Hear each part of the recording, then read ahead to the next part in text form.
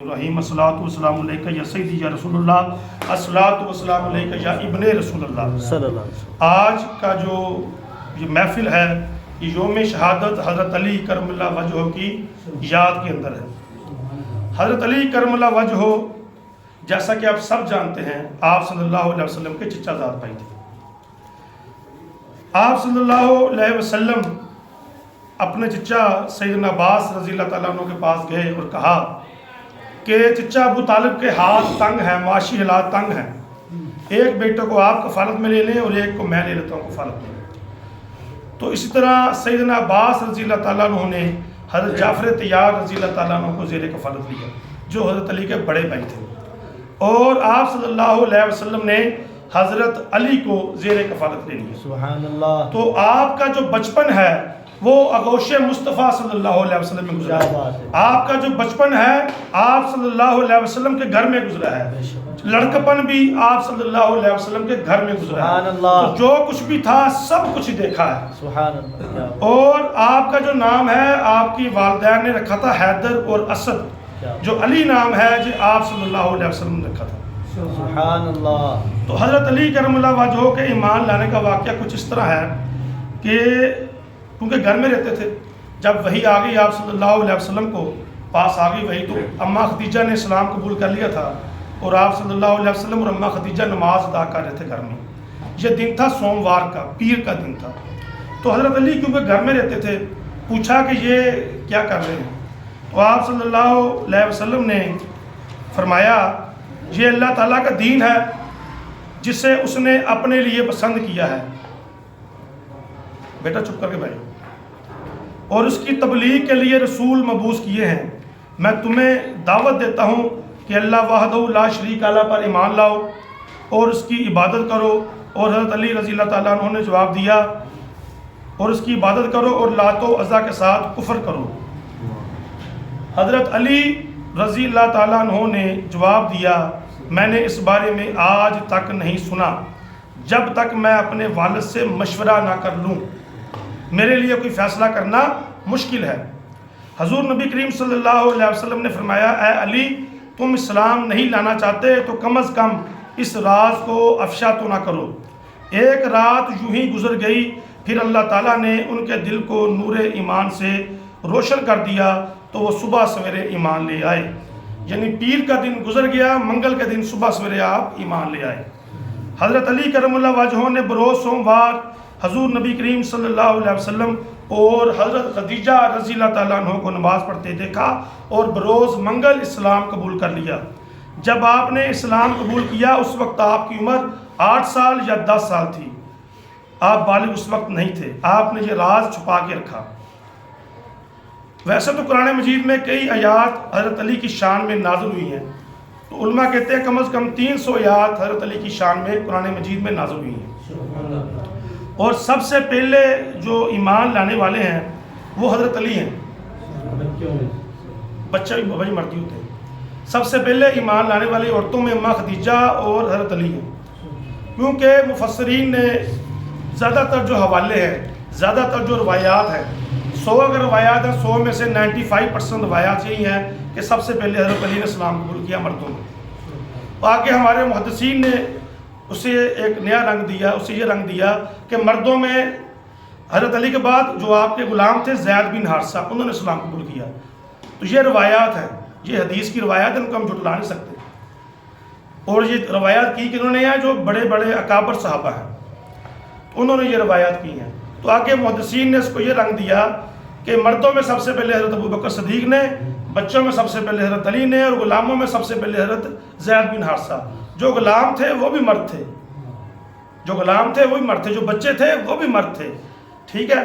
تو ہم اس بیاس میں نہیں پڑھتے، مگر زیادہ روایات یہی ہیں کہ حضرت ابوبکر صدیق نے تیسرے نمبر پہ اسلام قبول کیا، پہلے نمبر پر حضرت علی نے، دوسرے نمبر پر زید بن حارثہ جو غلام تھے، اور حضرت اس کے بعد پھر حضرت ابوبکر صدیق رضی اللہ تعالیٰ عنہ نے اسلام قبول کیا۔ اسی طرح حضرت علی کرم اللہ وجہہ کے بارے میں بے شمار ایک انصاری شخص ابو حمزہ سے روایت ہے کہ میں نے حضرت زید بن ارقم رضی اللہ تعالیٰ عنہ کو فرماتے ہوئے سنا ہے کہ سب سے پہلے حضرت علی مان لائے۔ حضرت انس بن مالک رضی اللہ تعالیٰ عنہ سے روایت ہے، اب میں روایات پیش کر رہا ہوں آپ کو، کہ پیر کے دن حضور نبی کریم صلی اللہ علیہ وسلم کی بعثت ہوئی اور منگل کے دن حضرت علی مرتضیٰ نے نماز پڑھی۔ حضرت عبداللہ بن عباس رضی اللہ تعالیٰ عنہ روایت ہے، وہ فرماتے ہیں سب سے پہلے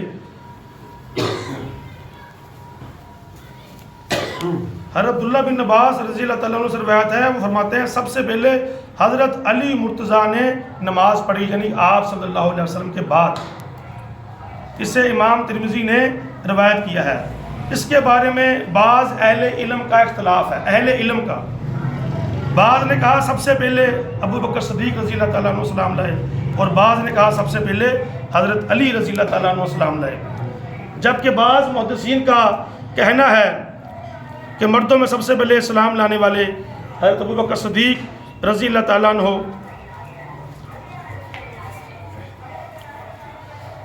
اور بچوں میں سب سے پہلے سلام لانے والے حضرت علی رضی اللہ تعالیٰ عنہ ہیں۔ یہ اہل علم اور محدثین کہہ رہے ہیں، روایات نہیں کہہ رہے۔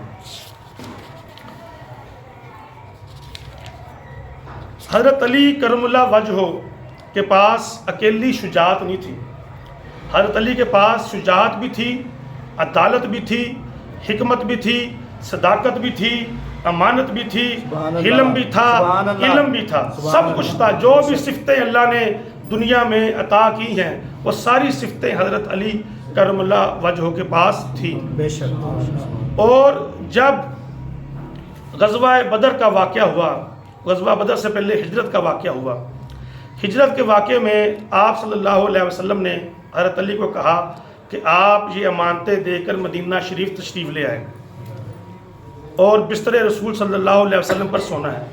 تو آپ اس رات بستر رسول صلی اللہ علیہ وسلم پر سوئے اور فرماتے ہیں کہ وہ رات ایسی نیند آئی، مجھے ایسی نیند کبھی نہیں آئی۔ سبحان اللہ۔ حالانکہ پتہ تھا کہ دشمن جان کے پیاسے ہیں، خون کے پیاسے ہیں، زندگی جا سکتی ہے۔ پھر اس کے بعد غزوہ بدر کا واقعہ پیش آیا۔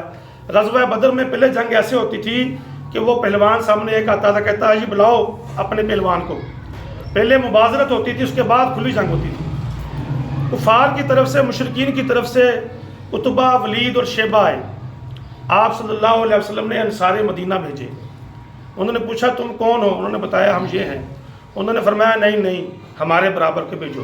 وہ کیونکہ بڑے تکبر میں رہتے تھے نا، ان کو اپنے اوپر بڑا مان تھا، تو پھر آپ صلی اللہ علیہ وسلم نے سیدنا حمزہ رضی اللہ تعالیٰ عنہ، سیدنا علی کرم اللہ وجہہ اور سیدنا عبیدہ بن حارثہ، یہ حمزہ آپ کے چچا، علی آپ کے چچا زاد بھائی، اور عبیدہ بن حارثہ بھی آپ کے چچا زاد بھائی۔ حضرت حمزہ نے عتبہ کو پہلے وار میں جہنم واصل کیا، حضرت علی نے ولید کو پہلے وار میں جہنم واصل کیا، اور عبیدہ بن حارثہ اور شیبہ کا مقابلہ ذرا سخت ہو گیا، عبیدہ بن حارثہ زخمی ہو گئے۔ پھر حضرت حمزہ نے اور حضرت علی نے آگے بڑھ کر شیبہ کو قتل کر دیا، اور عبیدہ بن حارثہ کا کیونکہ خون بہت بہہ چکا تھا، واپسی پر وہ شہید ہو گئے۔ تو یہ حضرت علی کی شجاعت کے واقعات میں آپ کو بتا رہا ہوں۔ پھر غزوہ خیبر آپ سب نے سنا ہوا ہے کہ آپ صلی اللہ علیہ وسلم نے فرمایا کہ کل میں اس کو علم دوں گا جس سے اللہ اور اس کے رسول پیار کرتے ہیں، جس سے اللہ اور اس کے رسول پیار کرتے ہیں۔ سبحان اللہ۔ تو حضرت عمر فاروق رضی اللہ تعالیٰ عنہ نے فرمایا کہ میں نے کبھی بھی کسی مقام کی آرزو نہیں کی، پر میں نے خواہش کی کہ یہ مقام کل مجھے ملے، اللہ کرے۔ مگر وہ اللہ کے نبی نے بلایا، پوچھا علی کدھر ہیں؟ فرمایا کہ علی کی آنکھیں دکھتی ہیں۔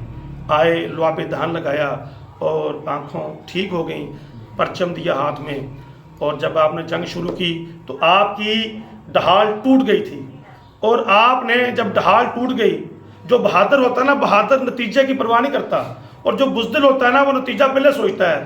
اگر لڑائی ہو گئی تو جنگ ہو گئی تو میری عمارت گر جائے گی، میری بلڈنگ گر جائے گی، میں مارا جا سکتا ہوں۔ بہادر نتیجے کی پرواہ نہیں کرتا ہوتا۔ حضرت علی نے کہا کہ ڈھال ٹوٹ گئی ہے، آگے بڑے جب لگا کر، یا تو آج حمزہ کی طرح شہید ہوں گا یا فتح پاؤں گا۔ تو پھر آپ نے خیبر کے دروازے کو پکڑا اور پکڑ کر اسے ڈھال بنایا، وہ دروازہ جو دروازہ بعد میں کئی لوگوں نے اٹھایا۔ نعرہ تکبیر، نعرہ رسالت، نعرہ حیدری، نعرہ حیدری، پانچ نعرے 45 سوا لاکھ نعرہ حیدری۔ تو یہ آپ کی بہادری و شجاعت ہے۔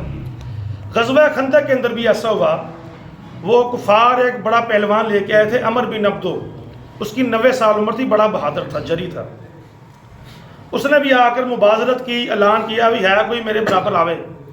سب صحابہ جان سارے مصطفیٰ تھے، سب صحابہ جان قربان کرنے والے تھے، سب صحابہ عشق مصطفیٰ میں فدا تھے، فنا تھے، مگر سناٹا چھا گیا، مگر سناٹا چھا گیا. حضرت علی اٹھ کر کھڑے ہونے لگے تو آپ صلی اللہ علیہ وسلم نے بازو پکڑ لیا، کہا کہ اے علی یہ عمر بن عبدو ہیں. آپ بیٹھ گئے. اس نے پھر للکارا، پھر آپ کھڑے ہوئے، آپ صلی اللہ علیہ وسلم نے پھر ہاتھ پکڑ لیا. تیسری دفعہ جب للکارا تو حضرت علی کھڑے ہوئے، اور کھڑے ہو کر آپ صلی اللہ علیہ وسلم نے پھر ہاتھ پکڑا. فرمایا یا رسول اللہ صلی اللہ علیہ وسلم اب جانے دیں. پھر آپ صلی اللہ علیہ وسلم نے آپ کی کمر باندھی اور دعا کی کہ یا اللہ میرے پاس اب یہی ہے، حمزہ پہلے شہید ہو چکے ہیں، اب میرے پاس یہی ہے، اس کی حفاظت فرمانا. تو جب گئے تو عمر بن عبدو کی ایک عادت تھی، وہ پہلے آخری خواہش پوچھتا تھا. اس نے کہا میری عادت ہے میں آخری خواہش پوچھتا ہوں جو مقابلے میں آتا ہے، آخری خواہش بتاؤ. حضرت علی نے کہا میری خواہش یہ ہے کہ تم ایمان لے آؤ. وہ آگے سے ہنسا، کہتا نہیں کوئی اور خواہش کرو. حضرت علی نے کہا پھر یہاں سے چلے جاؤ. اور پھر آگے سے ہنسا، کہتا نہیں کوئی اور خواہش کرو. حضرت علی نے کہا پھر آؤ مقابلہ کرو، بسم اللہ کرتے ہیں. اب وہ بندہ جس کے مقابلے میں کوئی آنے کے لیے تیار نہیں ہے، آج تک جس کے مقابلے میں کوئی آیا نہیں ہے، مائی کا لال، ایک نوجوان اٹھ کے کھڑا ہو کہہ دے آؤ مقابلے میں چلتے ہیں. حضرت علی کا یہ ذہانت کی وجہ سے اس کی نفسیات سے کھیلا. اب اس کے ذہن میں ایک بات آ گئی، پتہ نہیں حضرت علی کے پاس کیا ہے، کیا ایسی بہادری ہے، کیا ایسا گورا جو میرے مقابلے میں آ رہے ہیں. تو ڈھال لے کر گئے، عمر بن عبدو نے وار کیا، آپ کی ڈھال ٹوٹ گئی. پھر آپ نے پلٹ کے وار کیا، عمر بن عبدو اسی وقت ہی جہنم واصل ہو گیا. تو یہ آپ کے بہادری کے واقعے ہیں. تو ایسے ہی جب غزوہ تبوک میں آپ صلی اللہ علیہ وسلم نے اپنا نائب بنایا، پیچھے مدینہ شریف میں چھوڑا عورتوں اور بچوں کے ساتھ، شکوہ کیا خود جنگ پہ جا رہے ہیں، مجھے عورتوں کے پاس چھوڑ کے جا رہے ہیں. فرمایا تمہاری مثال میرے لیے ایسے ہی ہے جیسے موسیٰ علیہ السلام کے لیے ہارون علیہ السلام کی. گو کہ میرے بعد نبی نہیں آئے گا، میں آخری نبی ہوں. اور اسی طرح آپ کو چھوڑ کر چلے گئے. اس کے بعد حضرت عمر فاروق رضی اللہ تعالیٰ عنہ نے جب بیت المقدس فتح ہوا، جب بیت المقدس فتح ہوا تو حضرت عمر فاروق رضی اللہ تعالیٰ عنہ وہاں گئے قبضہ لینے کا آپ کہہ لیں یا چابی لینے کہہ لیں، جو بھی کہہ لیں. تو پیچھے نائب بنایا حضرت علی کرم اللہ وجہہ کو، سنت رسول پوری کی آپ صلی اللہ علیہ وسلم کو. پھر جب حج کرنے گئے پیچھے نائب بنایا حضرت علی کو. حضرت ابو بکر صدیق رضی اللہ تعالیٰ عنہ کی خلافت تھی، وہ گزر گئی، مرتدین کے ساتھ جہاد کرتے اور جو زکوٰۃ نہیں دیتے ان کے ساتھ جہاد کرتے. جو ریاست کے امور تھے حضرت علی چلا رہے تھے.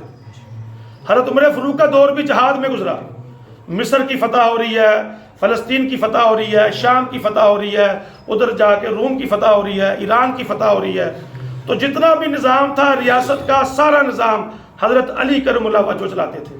جتنے بھی ریاستی محکمے تھے سارے حضرت علی نے بنائے.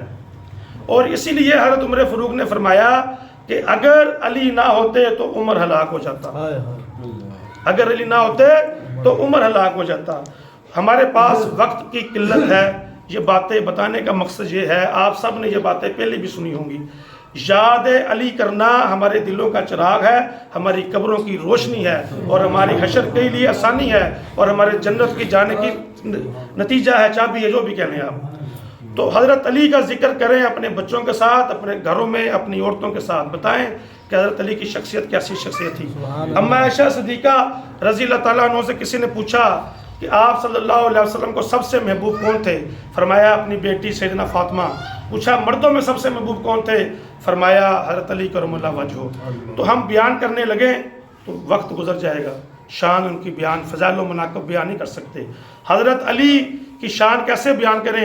سب سے پہلے اسلام لانے والے، آغوش مصطفیٰ میں پرورش پانے والے، اور آپ صلی اللہ علیہ وسلم کی تبلیغ پر لبیک کہنے والے، اور سابقون الاولین میں دونوں قبلوں کی طرف نماز پڑھنے والے، اور شیب ابی طالب کی گھاٹی میں آپ کے ساتھ رہنے والے، امانتوں کو حوالے کرنے والے، ہجرت کرنے والے، غزوہ بدر میں شامل ہونے والے اور بتوں کو گرانے والے، جتنے بھی آپ کلمات کہہ سکتے ہیں، ان کے فضائل کہہ سکتے ہیں۔